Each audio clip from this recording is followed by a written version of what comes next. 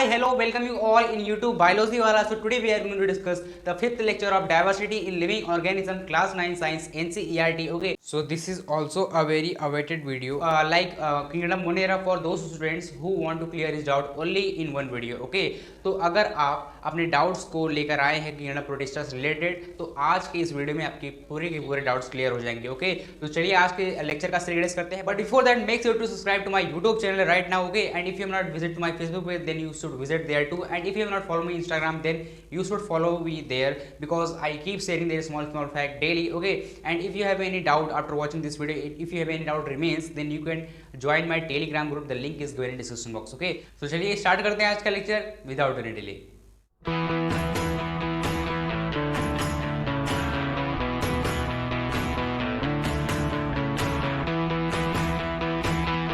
तो चलिएगा इस लेक्चर के ओवरव्यू से पता करते हैं that what actually we have to study in this particular video. Okay, तो लेक्चर के ओवर में क्या है कि सबसे पहले हमें पढ़ना है कि बेसिक फीचर्स, ठीक है ना. हमें किंगडम मोनेरा के कुछ बेसिक फीचर्स को पढ़ना है. उसके बाद हम क्या पढ़ेंगे, कैरेक्टरिस्टिक्स ऑफ द प्रोटिस्टा. यहाँ पे प्रो नहीं, यहाँ पे प्रोटिस्टा है, ठीक ना. तो हम इसके बाद पढ़ेंगे कैरेक्टरिस्टिक्स ऑफ द प्रोटिस्टा. उसके बाद हम क्या पढ़ेंगे, क्लासिफिकेशन ऑफ प्रोटिस्टा, जो कि हमें और ज़्यादा हेल्प करेगा इसको और ज़्यादा समझने में, ठीक ना. उसके बाद हम क्या पढ़ेंगे, अमीवाइड एंड सिलिएटेड प्रोटोजोन्स के बारे में पढ़ेंगे कुछ, उसके जो कि यहाँ पे क्लासिफिकेशन में ही आते हैं तीनों.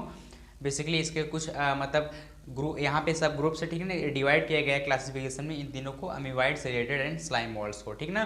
तो लास्ट में हम स्लाइम मोल्ड्स को भी पढ़ेंगे. तो चलिए स्टार्ट करते हैं with the basic features of kingdom Monera. तो चलिए स्टार्ट करते हैं with the very first point. तो फर्स्ट पॉइंट हमारा है कि protista is derived from the Greek word protos which means very first, ठीक है ना. तो यहाँ पे जो प्रोटिस्टा है वो ग्रीक वर्ड से डिराइव हुआ है जिसका नाम है प्रोटोस. और उसको अगर हम उसकी मीनिंग बताएं तो आपको वो क्या हो जाएगा, वेरी फर्स्ट, मतलब कि सबसे पहले ये पाए गए थे. अब सबसे पहले तो मोनेरा भी पाए गए थे. आपने अगर हमारे उस लेक्चर को देखा होगा तो उसमें मैंने बताया था कि सबसे पहले यही पाए गए थे अर्थ पे. तो यहाँ पे अर्थ की बात नहीं हो रही है. और हाँ, अगर आपने हमारे मोनेरा वाली वीडियो को नहीं देखा है तो please make sure to watch that video too. Okay, और आपने अभी तक 3 लेक्चर उसके पीछे और नहीं देखे हैं तो उसको भी देख लीजिएगा इसी चैप्टर के, ठीक ना. Link is given description box. चलिए अब यहाँ पे वेरी फर्स्ट का मतलब क्या हो जाएगा, वेरी फर्स्ट का मतलब ये हो जाएगा कि ये यूकैरियोटिक में सबसे पहले थे, ठीक ना. यूकैरियोटिक में सबसे पहले आए थे. अब दूसरे पॉइंट को पढ़ते हैं, हमें समझ में आ जाएगा इसका मतलब क्या है. देखिए दूसरा पॉइंट है कि protista is also known as the ancestors of the multi cellular eukaryotes, ठीक ना. अब यहाँ पे आपको ये समझ में आ गया कि ये मल्टी सेलुलर यूकैरियोट्स के क्या होते हैं, मल्टी सेलुलर यूकैरियोट्स के ये एंसेस्टर हैं, ठीक ना, एंसेस्टर हैं. अब इसका मतलब क्या है, एंसेस्टर का मतलब ये पूर्वज हैं पहले की. सबसे पहले यूकैरियोट्स यहीं से स्टार्ट हुए थे. पहली बात जब millions of years ago, millions of year ago जो सबसे पहले अर्थ पे आए थे मोनेरा, मतलब पूरे प्योर बैक्टीरिया जब आए थे, उसके बाद थोड़े थोड़े उनके जीन्स में चेंजेस आके धीरे धीरे उनके कुछ बदलाव हुए एवोल्यूशन के दौरान, ठीक ना.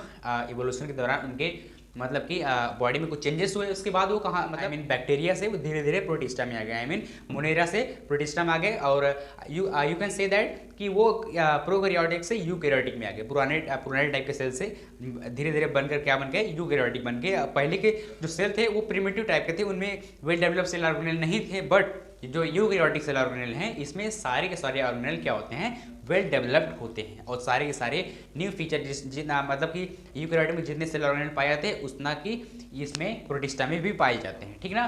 तो you can say that protista is also known as the ancestors of eukaryotes, ठीक ना. तो हमारे जो पूर्वज हैं वो एंसेस्टर, हम उनको मान सकते हैं प्रोटिस्टा को, ठीक है. प्रोटिस्टा में जितने ऑर्गेनिज्म आते हैं हम उनको क्या कर सकते हैं, अपना एंसेस्टर मान सकते हैं. सभी को नहीं, लेकिन जो हमारे ऐसा क्या होते हैं कि थोड़ा थोड़ा हमारे ऐसा कुछ सिमिलैरिटीज है कुछ, ठीक ना. तो उनको हम अपना एंसेस्टर मान सकते हैं, ठीक. चलिए अब थर्ड पॉइंट पढ़ते हैं कि it is the connective link of the plant and animal. देखिए बात इसमें भी आ गई कि हमने अभी आपसे कहा कि हमारा जो प्रोटिस्टा है और हमारे बीच में थोड़े से सिमिलरिटीज अगर हैं तो उसको हम अपना एंसेस्टर कर सकते हैं, ठीक ना. उसको हम अपना एंसेस्टर कर सकते हैं. तो यहाँ पे यही बात की गई है कि जो हमारा मतलब प्लांट और एनिमल का जो थोड़ा सा कनेक्टिव लिंक है ये प्रोटिस्टा में भी आता है, ठीक ना. मतलब कि ये एनिमल जैसा भी कुछ ऐसा बिहेव करता है और कुछ प्लांट भी जैसा बिहेव करते हैं. अब प्लांट मतलब कैसा कि प्लांट में क्लोरोफिल पाए जाते हैं, उसमें क्या होता है, फोटोसिंथेसिस होता है. तो हाँ, इसमें भी फोटोसिंथेसिस होते हैं, ठीक ना. फोटोसिंथेसिस क्या होते हैं कि प्रोटोजोआ में कुछ ऐसे मतलब ऑर्गेनिज्म पाए जाते हैं, उसमें क्या होता है, फोटोसिंथेसिस होता है. और वो कौन से होते हैं अभी हम नेक्स्ट पढ़ेंगे, ठीक ना. चलिए अब फोर्थ पॉइंट है कि these organisms are usually unicellular eukaryotes, ठीक है ना। ये क्या होते हैं, यूनिसेलुलर यूकैरियोट्स होते हैं, मतलब एक सेल से बने होते हैं, और यूकैरियोट्स होते हैं मतलब वेल डेवलप्ड टाइप के सेल्स होते हैं। इनका जो न्यूक्लियस होता है वो थोड़ा वेल डेवलप्ड होता है, ठीक ना, वेल डेवलप्ड टाइप के न्यूक्लियस, मतलब कि इनके मतलब न्यूक्लियस में उनका न्यूक्लियर मेम्ब्रेन होता है, ठीक ना। ये वो क्या होते हैं मतलब प्रोकैरियोट की तरफ, मतलब न्यूक्लियोइड नहीं होते उनके, मतलब इधर उधर डीएनए स्कैटर नहीं रहता, ठीक है। इनका एक इन्वेलप होता है, न्यूक्लियर इन्वेलप होता है, ठीक ना, न्यूक्लियर मेम्ब्रेन होता है। तो you can say that these are the unicellular eukaryotes, ठीक। अब उसके बाद फिफ्थ पॉइंट पढ़ते हैं कि they have many features of eukaryotic organism, ठीक ना।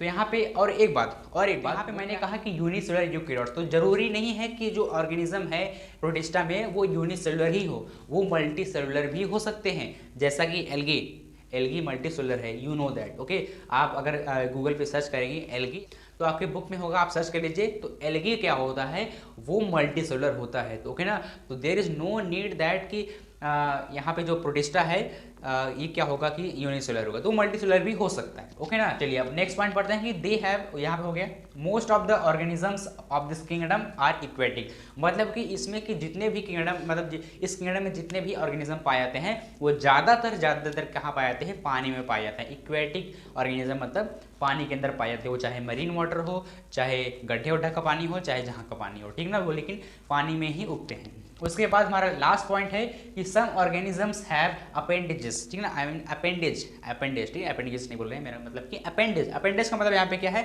अपेंडेज का मतलब यहाँ पे क्या होता है, यहाँ क्या होता है अपेंडेज का मतलब कि एक मतलब बेस, मतलब तैरने के लिए एक बेस चाहिए होता है ना, मतलब यहाँ पे सिलिया एक बेस होता है, कह सकते हैं, उसके थ्रू तो ही मतलब इधर उधर मूव करता है, सिलिया और फ्लैजिला, तो ये क्या होते हैं, अपेंडेज होते हैं, जिसकी तरफ जिससे क्या ये प्रोटिस्टा में जितने ऑर्गेनिज्म आते हैं वो क्या करते हैं, मूव करते हैं। ऐसे मोनेरा में अपेंडेज होते हैं, ठीक ना, मोनेरा में अपेंडेज होते हैं, तो वो भी अपना मूव करते हैं अपने फ्लैजिला से, ठीक। उसके बाद हमारा एग्जाम्पल्स को कुछ देखते हैं, ऐसे हमने पढ़ तो लिया, अब एग्जाम्पल को देखते हैं।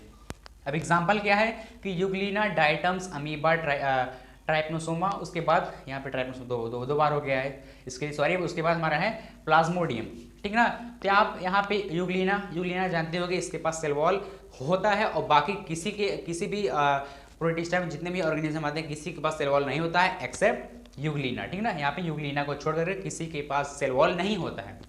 उसके बाद और अगर सेल वॉल है तो वो सेलुलोज का बना होगा, ठीक है ना, सेलुलोज का वो बना ही होगा। उसके बाद डायटम्स क्या होते हैं, डायटम्स यहाँ पे हमने इमेज नहीं बनाया है, तो डायटम्स वो होते हैं जो मतलब ज़्यादातर पानी में भी पाए जाते हैं। ये पानी जहाँ उनको बाहर ले जाएगा वहीं पर वो बहते चले जाएंगे, जहाँ पर इनके पास फ्लैजिला होता ही नहीं, ठीक ना। इनके पास मतलब कि फ्लैजिला होता ही नहीं मूव करने के लिए, ये चाहे जहाँ मन तहाँ मतलब जहाँ तक पानी जैसे जैसे लहर जाएगी वो सब वैसे वैसे चले जाएंगे, ठीक ना। और डायटम्स बहुत सारे यूज होते हैं, बहुत सारे टाइप के डायटम्स होते हैं जो कि हमारे लिए कुछ फ़ायदेमंद होते हैं, कुछ फ़ायदेमंद नहीं होते हैं, ठीक ना। और उसके बाद ये डायटम्स के अंदर क्या होता है कि इनको पचाने के लिए कोई एंजाइम नहीं पाए जाते, इसीलिए ये जब मरते हैं ना तो ज़मीन पे ही मतलब समुद्र के अंदर, या अगर ज़मीन पर मर गए तो ज़मीन के अंदर ही मतलब कि वो क्या हो जाते हैं, वो वहीं पर मतलब कि उनका एक लेयर बन जाता है, ठीक है ना, उनका एक लेयर बन जाता है। तो मतलब इसका मतलब कि उनके अंदर कोई उसको पचाने के लिए कोई भी ऐसा एंजाइम नहीं है कि उसको पचा सके, इसीलिए वो जब मरते हैं तो सरफेस पे एक्यूमुलेट हो जाते हैं, ठीक ना। उसके बाद तो यहाँ पे है हमारा है ट्राइपनोसोमा आपने नाम सुना होगा। ट्राइपनोसोमा वो होते हैं जो हमारे ब्लड वेसल्स में पाए जाते हैं, ब्लड वेसल्स में ये सब क्या पाए जाते हैं, मतलब ट्राइपनोसोमा पाए जाते हैं। ये क्या करते हैं जानते हो, ये स्लीपिंग सिकनेस का काम, आई मीन स्लीपिंग इलनेस का रोग हमें प्रदान करता है, ठीक ना। तो ये मतलब कि जब हमारे अंदर ज़्यादातर ये पाए जाते हैं ना, मतलब ज़्यादातर तो नहीं पाए जाते लेकिन जब ज़्यादा हो जाते हैं तो हमें स्लीपिंग इलनेस का रोग हमें हो जाता है, ठीक ना। उसके बाद यहाँ पे प्लाज्मोडियम वो होते हैं ये मतलब ये एक वेक्टर के द्वारा छोड़े जाते हैं। वेक्टर का मतलब क्या हो गया कि एक मॉस्किटो हो गया, वो मॉस्किटो एक तरफ से क्या है, वेक्टर है, ठीक ना।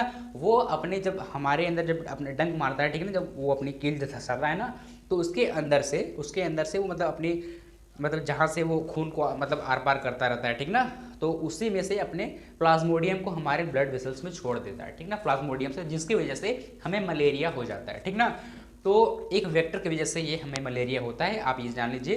तो मच्छर जब हमारे ब्लड स्ट्रीम से मतलब ये जब हमारे चुभता है उसका वो ना, तो प्लाज्मोडियम हमारे अंदर छोड़ देता है, ठीक। तो this was all about this slides. अगर आप इसके बारे में कुछ जानना चाहते हैं, यहाँ पे नीचे कुछ फिगर दिए गए हैं, तो फिगर में ज़्यादा कुछ है नहीं, यहाँ पे एक अमीबा का है, ठीक है ना।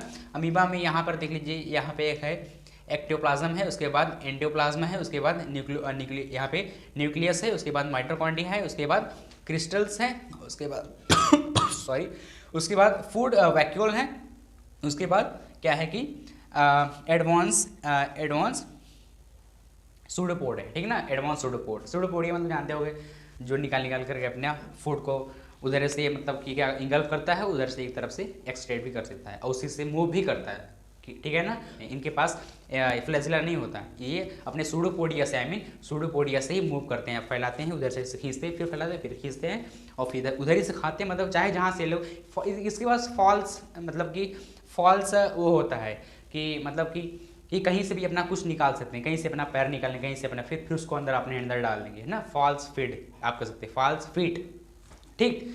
तो इसके बारे में हो गया। अब चलिए चलते हैं अपने नेक्स्ट स्लाइड में पढ़ते हैं अबाउट हम पढ़ेंगे कैरेक्टरिस्टिक्स ऑफ द प्रोटिस्टा। हमारे यहाँ पे बेसिक फीचर्स खत्म हो गया, तो हम इसको हम क्या कर लेते हैं, टिक कर लेते हैं, ठीक। तो चलिए अब हम पढ़ते हैं characteristics of the protista. Okay, so finally guys हम आ गए अपने नेक्स्ट स्लाइड में। अब इन नेक्स्ट स्लाइड में क्या डिस्कस करेंगे, हम डिस्कस करेंगे characteristics of the protista. Okay, तो ये जो हमारा टॉपिक है ये अगले वीडियो में कवर होगा। सॉरी फॉर दैट कि अभी हमने आपसे कहा कि अभी मतलब ये नेक्स्ट स्लाइड में उसको डिस्कस करेंगे, बट कुछ हमारी और घर पे कुछ ऐसे आपदाएं आ गई जिसकी वजह से हमें इसके लिए नेक्स्ट लेक्चर बनाना पड़ेगा और मुझे बहुत जल्दी है, इसीलिए आप इस वाले वीडियो के बाद एक दूसरी और वीडियो है उसको भी देख लीजिएगा। वो मतलब किसका रहेगा, वो प्रोटिस्टा का सेकंड पार्ट होगा, ठीक ना।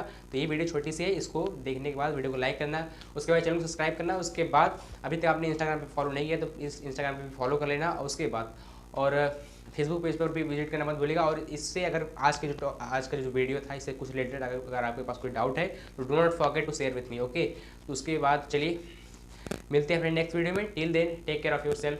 जय हिंद, जय भारत।